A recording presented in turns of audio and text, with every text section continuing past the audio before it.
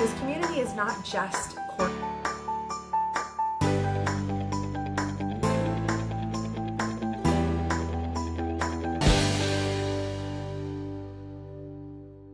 Hi, I'm Coach Rebecca, and today I'm going to talk to you about mental blocks. That's my favorite topic because it was my least favorite topic when I was a gymnast. I was the one in the gym that was always scared. That was kind of my claim to fame. I was the kid who got stuck and couldn't go backwards anymore. I was the one who was crying standing on the beam. And so I love to share hope with those of you who are like me and get a little nervous in the gym or with your tumbling. So I'm going to give you an 8-step quiz, basically. So you get to take a little quiz, and we're going to see if you are in fact making it worse on yourself by the way that you're working toward or through your mental block. So these are the things that I see kids doing who get stuck and stay stuck. So I call this yo-yo confidence, where you get your skill, you lose your skill. You get it, you lose it. Okay, somebody had a comment here. Says, hi, I lost my rat. I can't jump back tuck because I don't know what to do because I need it for 5 and 6. Okay. I don't know what about your rat. I think that was a typo. But can't do a back tuck and I need it. So that's like the common story right now. Season's coming. We need the skill. It's coming. It's going. It's coming and going. You do it on Thursday. You can't do it Friday. You do it on Monday. You can't do it Tuesday. And everybody is freaking out. Okay. There we go. Okay. She says my round off back handspring back tuck. Okay. That makes more sense than your rat. But this is why it happens. It's because you are doing probably one of these things. So if you're on here live, I want you to for sure tell me if you're doing any of these. So put the number in the comments if this sounds like you. Okay, we've got lots of people in the house who this applies to. Good. So I want you guys to tell me, put the number in the comments if this sounds like you. You get a point for each one, and it's going to be out of 8 total. So number 1, are you always trying new ways to trick your brain into going each time one stops working? So put a 1 in if that sounds like you, that you're like, well, one time I counted down, so I'm going to count down. Okay, that doesn't work. We're going to count up. Okay, now I have to have my teammates count. Now I have to have my coach count. Now I have to make a bet with somebody. And you're always trying to figure out a way to get it to work this time. Okay, we got lots of 1s there in the comments. Great. Now, number 2, give yourself a 2 if you are always putting pressure on yourself to just do it. Like, I'm just going to do it. I'm not going to think about it. I'm not going to have a strategy. I'm just going to do it. Okay. Like that is going to be enough. You know, like your coaches they say, just go, or your teammates are like, you got this, just go. Okay. So we've got some 2s coming in here. Yeah. That you're just like, that's the solution. This was me standing on the high beam being like, just go, Rebecca, just go. Did it work? Does it work when everyone's like, just go? No, right? Okay, but we try this over and over. Okay, so we've got some people who are 2 out of 2 here. Number 3, being mean to yourself when you're not going for it. So put a 3 in if that's you. Being mean to yourself if you're not going.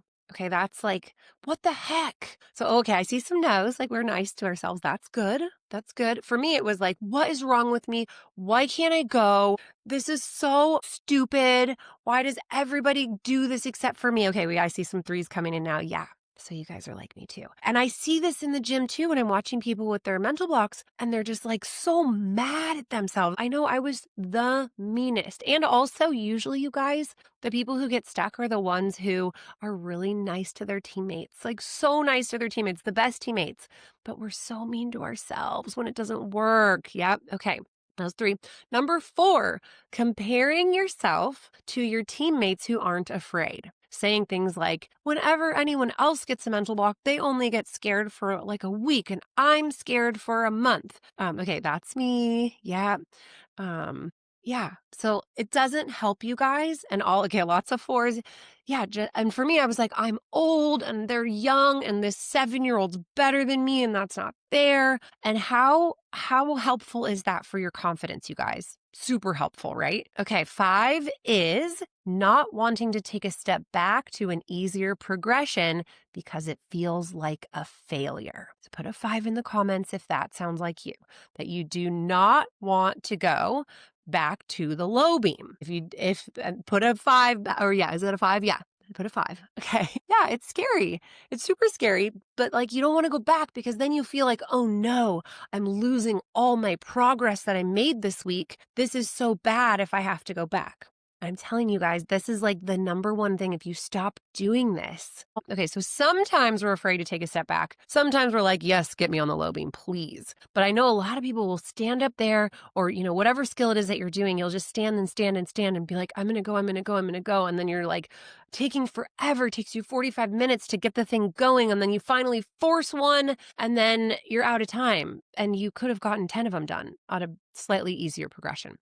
Okay, next one. This is our 6th out of 8. So give yourself a 6 in the comments if you are expecting each day to start off where you left off yesterday. So meaning if you got to the high beam yesterday, then you expect you should be able to get on the high beam right away today because that's where you left off. Okay, Cons the gymnast says, what if you're okay taking a step back, but your coach doesn't want you to? Well, your coach doesn't get it because this is the best and fastest way. Okay, I see lots of 6s flying in, expecting to start off where you left off yesterday. Now, if you started like doing something simple yesterday and you had a full mat stack and a spot, and then you took a baby step forward and then a baby step forward, and then by the time you got to the very end of the rotation, oh my gosh, you're doing this, you're doing it with less mats. Then you show up the next day and you're like, straight to the no mats. But like, wait, how did you get confident with the less mats? It was by building up to it. Yeah. That's actually not how it works, you guys. You have to ease in. Okay. Yeah. She says, I know I can do it, but my brain doesn't let me. I know. That's how it works. Yes. Okay. So don't expect to start where you started off yesterday. Okay. Number 7. This is the biggest way to kill your confidence is freezing up on the same progression over and over and over and over again. If you have frozen up 2 times, that tells me that your brain is saying, I'm not ready for this. And then you are going, it's fine, I'll try again. That's back to that forcing it thing. So put a 7 in if you are freezing up on the same progression more than 2 times in a rotation. Now, if you balk 2 times, you're not ready. It's time to back it up, rebuild confidence. If your coach does not understand this, send them a link to this video and have them talk to me. Because I was a coach for 15 years and I was always telling people, just go, you're fine. You did it yesterday. You were on that beam yesterday. What's the problem? But I did not understand. And now I get it. All you have to do is back it up, build some confidence, and then move forward. Okay, then our final one, number 8, not giving yourself credit for progress because you've already done a harder version of the skill in the past. So give yourself an 8 if you would go, like maybe you've made progress over the last couple of weeks, but you still don't feel like it's progress because it's not what you used to be able to do. So it's almost like you've peaked at, I could do it by myself with no mats. And then you go to the, I can't do anything, but then you're building up, you're getting closer, but you feel like you're failing the whole way there because you're not all the way where you used to be. Okay, I see lots of 8s in the comments here. Yes. Okay, and then somebody else mentioned, well, what if I have to do it before competition? That's the story, right? Here we are. It's like almost fall, which means it's pretty much time for everybody to start